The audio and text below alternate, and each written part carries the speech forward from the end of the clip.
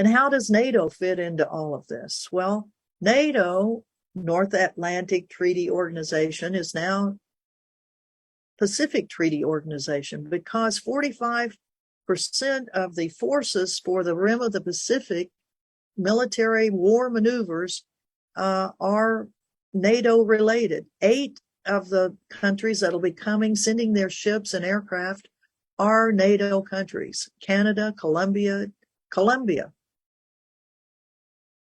first South American country that has been taken into NATO. Denmark, France, Germany, the Netherlands, Italy, the United States. There are 4 Asia-Pacific partners. They're not members of NATO, but they participate with NATO forces very frequently during the year. And those are AUKUS, the Australia, Japan, South Korea, and New Zealand. Just to mention the other countries that are sending in aircraft and vessels are Brunei, Chile, Ecuador, India, Indonesia, Israel, Malaysia, Mexico, Peru, Philippines, Singapore, Sri Lanka, Thailand, and Tonga. So we will be having all sorts of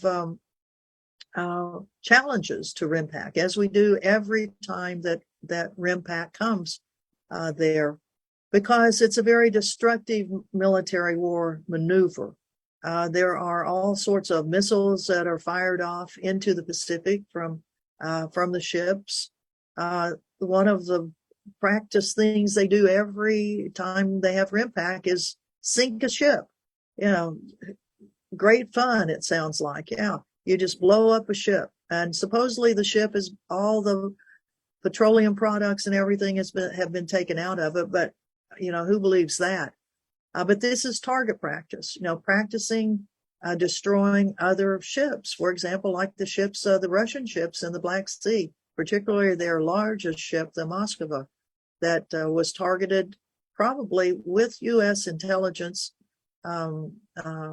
facilities. And who knows, I don't know which rocket missile it was that destroyed it, but it sunk one of the largest vessels that Russia had. Ground exercises, amphibious maneuvers of 9 countries will be sending their men and women ashore, tearing up coral, tearing up beaches. And even though we tell them, there are turtle nesting areas there are dolphins, there are whales that are in the area that can be harmed by all of these maneuvers, they still continue them, and we still complain about it. The numbers of cetaceans that are killed by naval maneuvers are large. We're getting a feel for how many in the Black Sea with the war between Russia and Ukraine, and the amount of confrontation that's going on there. And a large number of cetaceans have been washing up on the shores of the Black Sea.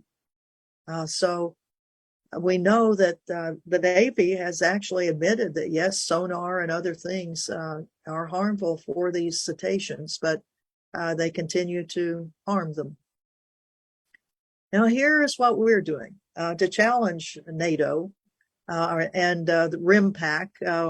We've had some extremely good graphic artists who have taken the logo of RIMPAC, and here you see over here the catastrophic, aggressive, cancel RIMPAC. And over on this one, you see the ship sinking off here, but you see an ocean free of those ships, and turtles and dolphins and birds and whales living in a world without RIMPAC, which is what we want, a world without RIMPAC. Here's some views of some of the activist events that we've had, and we'll be having many, many more of them. This one was organized by a high school senior, and over near the Marine base at Kaneohe on the island of Oahu. So we're real thrilled that we've got some younger people that are interested in this. We have a Pacific Peace Network, peace organizations and that are from Australia, New Zealand, Philippines, Japan, South Korea, Guam, Hawaii, the U.S. And we have some very, very interesting visuals for this. And I would like to show you one at the very end of this presentation. But first I'll mention there are international organizations that are challenging NATO in Europe and NATO in the Pacific. And in fact, I'm leaving to go to Madrid, Spain, in just 2 days to participate in the No to NATO counter summits that we're having there, and march and rally that we have every time NATO meets. We have events to challenge them. Most of the time they meet in Europe. I myself have gone to No to NATO events in Warsaw, Poland, in Brussels, Belgium, in Hamburg, Germany. And here in the United States, we've had 2 meetings of NATO, one in Chicago about 8 years ago that was a very, very big turnout of activists, and one here in Washington, D.C. So as soon as we know that NATO's meeting again in the United States, we'll let you know, and we hope that you will come and attend to say no to NATO. And here's a flyer for one of the 2 summit meetings that we'll be having with speakers from all over Europe to talk about the effect of NATO in their countries. Most of the people that come to the summits are from Europe, although we will have a delegation from the United States, as I mentioned, and we will talk about how the U.S., is kind of pushing NATO in so many ways to be a very aggressive organization, and it's worthy of our anger, because the U.S. is the instigator for a lot of the stuff that NATO is doing. So in conclusion, and although I'm going to show one film that kind of summarizes the effects of these military maneuvers in the Pacific, and one can argue, in parallel in the Atlantic, with our attention really focused on the Ukraine and the destruction that's going on there. And I would say that, we have to be reminded that the possible accession of Ukraine to NATO is one of the precipitants of the Russian decision, which I disagree with, of course, to invade part of Ukraine and continue a very, very brutal military campaign there. But the fact that the U.S. and NATO would not back off on the accession, or even talking about Ukraine joining into NATO, was one of the things that President Putin cites. And the fact that our nations cannot seem to continue a dialogue instead of going after confrontation, military confrontation, whether it's the Russians going into Ukraine or the United States going into Iraq and Afghanistan and all that, it breaks your heart that in these days and times that we still see this going on. So I'm going to stop sharing this set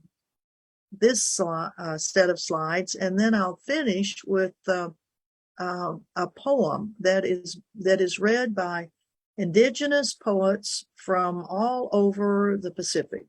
And it's the words of it and how it talks about what RIMPAC is doing, the Rim of the Pacific military maneuvers to the ocean and to the people of the oceans, and the visuals of actually the war maneuvers really bring home to us, I think, the fact that we've got to work very, very hard to try to keep our government and NATO countries from their aggressive stances.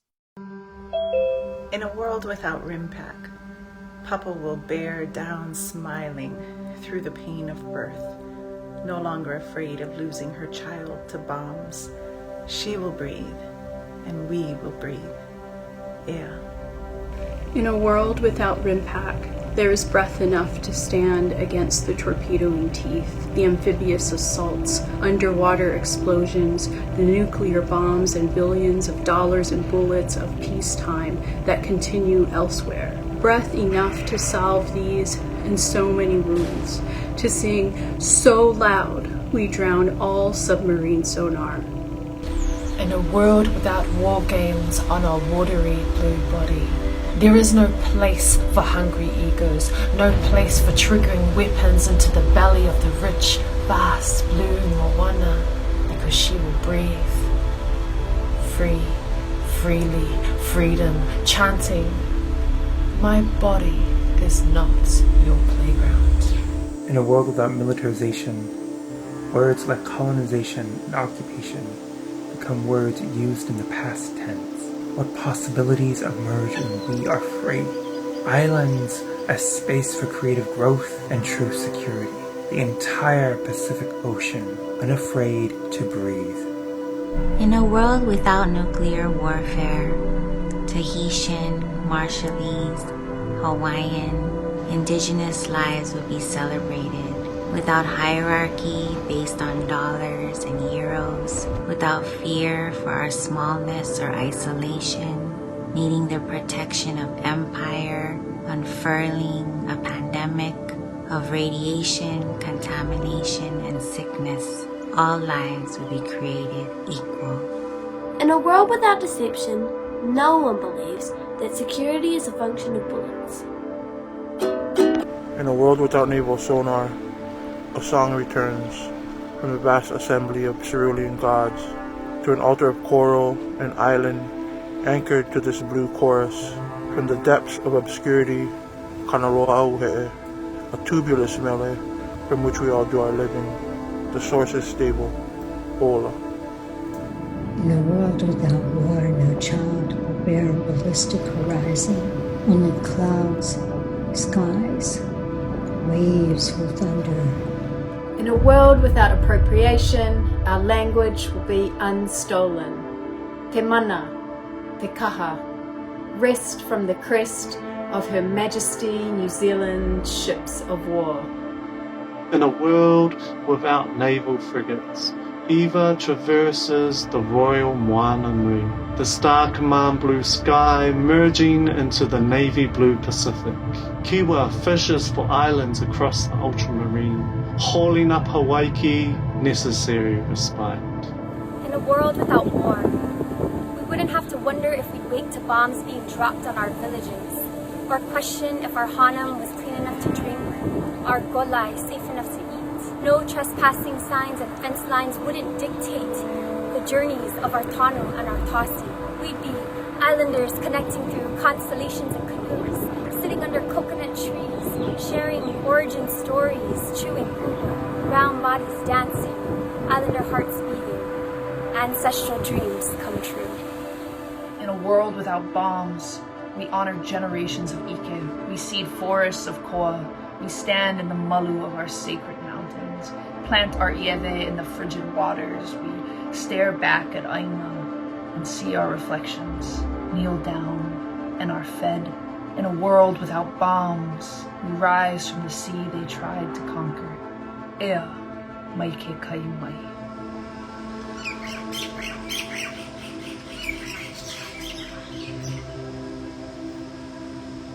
In a world without militancy, silk breaths line a room. Finally, she can breathe.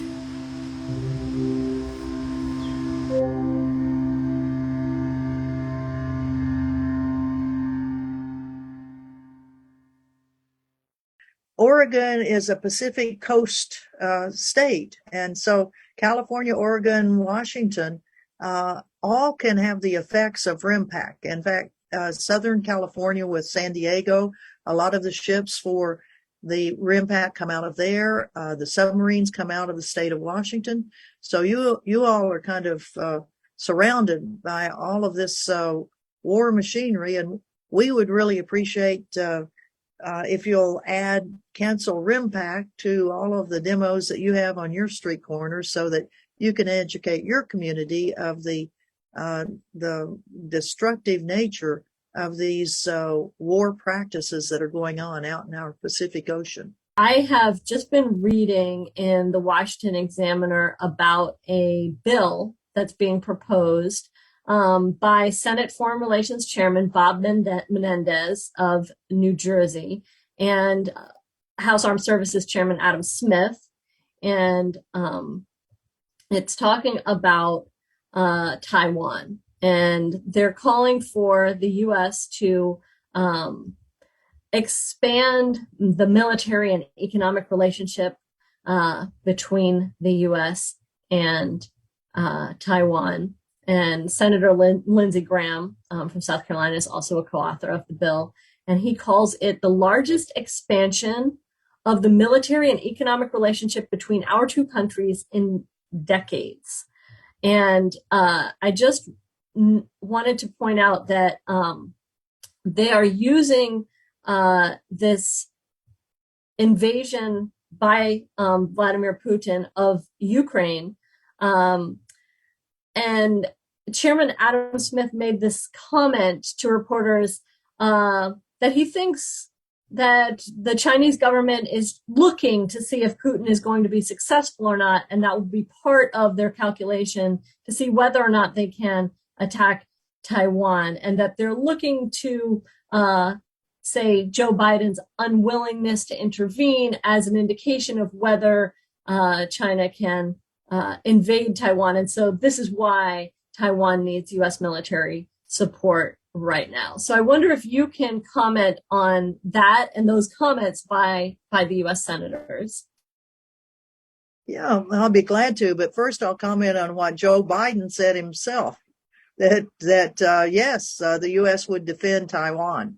And his aides had to walk back that statement, because that's not one of the there's no treaty agreement. There's no agreement at all that the United States would do that. In fact, the one China policy, even though the U.S. has sold weapons to it, it has never signed a defense treaty for Taiwan. And, I'll tell you what, if I were from Taiwan, I would be thinking, man, see what happened to Ukraine when the U.S. decided it would just start poking at Russia.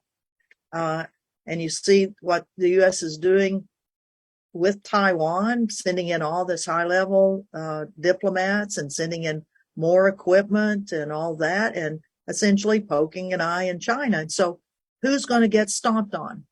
Well, it's going to be Taiwan. Taiwan would be a wreck. I mean, the Chinese have the capability of just blowing that thing right off the face of the earth.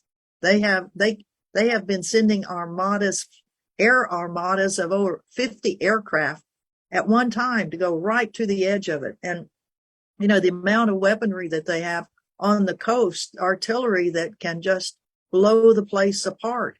And it's an important place. I mean, that's where a huge amount of semiconductors for computers, for cars, all of that, they're made in Taiwan. So that, the U.S. auto industry has been suffering because they can't get enough computer chips. Computers that are made in China rely on computer chips that are made in Taiwan. There's been it's not like the Taiwanese and the Chinese, the governments, don't quite get along well, but the Chinese people, I mean, they're Chinese, on both sides of the straits. But I'll tell you what, if the U.S. just keeps poking at China, and the potential for an accident and inadvertent something to trigger a horrific exchange of weaponry will mean that Taiwan will suffer. Taiwan will be destroyed. And just as you've seen major cities in Ukraine being destroyed because there were military maneuvers. I mean, the United States and NATO have been having military maneuvers on the border with Russia for the last 5 years, the largest maneuver since the Cold War. One of them was even called the Anaconda exercise, encircling, gripping, squeezing. We've had the Defender military war maneuvers where 30,000 U.S. with 50,000 NATO countries have been putting missile batteries right up to the Russian border. The United States has created 4 new military bases in Poland and along that border, in countries along there, Romania. So, and in the same way, the U.S. is funneling lots and lots of weapons into Taiwan and is purposely poking at China, which is dangerous and stupid. And it means the whole world could be facing yet one more horrific Neanderthal response to things that can be resolved by dialogue, by diplomacy. But that's not the way our government seems to want to work. It's confrontation that the U.S. government wants, and NATO goes right along with it. You've long been a supporter of Palestinian human rights and their struggle for self-determination. And I wonder if you can talk about that and your what led you to support Palestinian human rights and how you see that tied to these other struggles against U.S. imperialism worldwide. Mm-hmm. Well, as a U.S. diplomat, one of the first questions you get asked is, why in the world does the United States always support everything Israel does?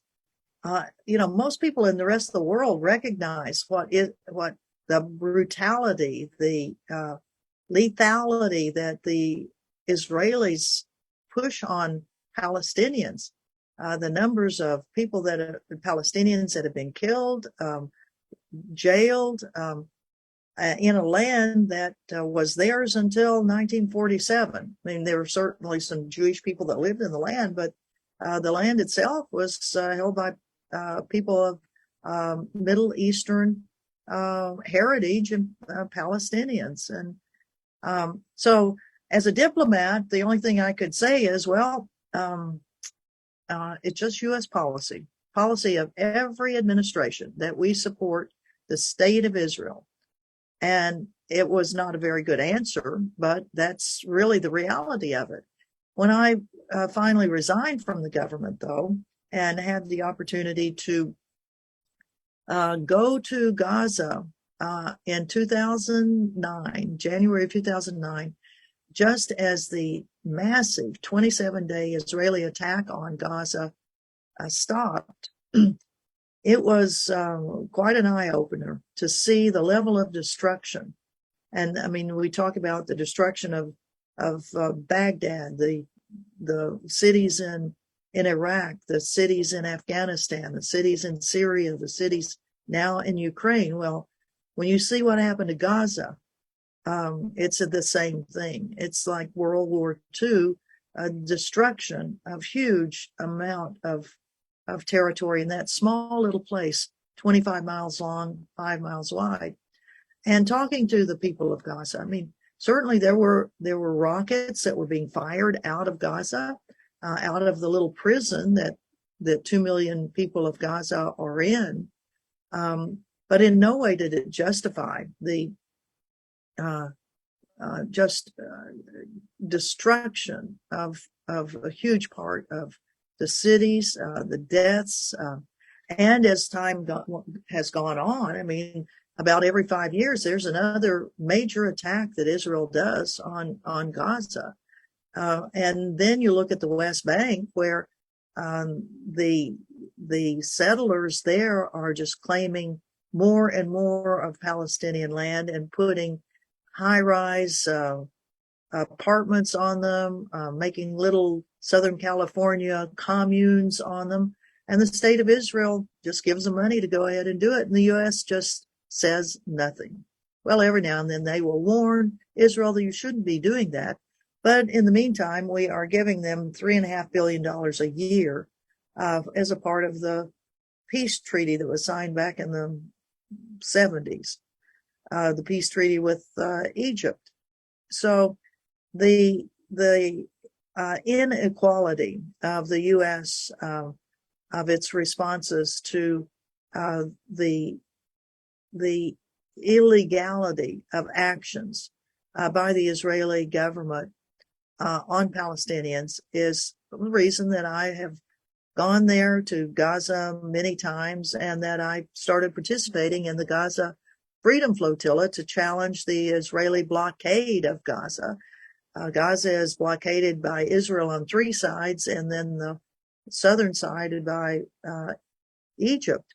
And so I have been shot at. I have been hit. I have not been beaten up, but I have been hit by Israelis. I have been put in Israeli prison 3 different times and then deported because I firmly believe we need to bring attention to what the Israelis are doing, the criminal acts of the state of Israel. I'm not anti-Semitic at all, but I do hold governments accountable for the actions of their police and their citizens, just as I try to hold my own government accountable. And again, much thanks to you, Colonel Ann Wright, for being with us this evening. You're most welcome. I enjoyed it. Thank you.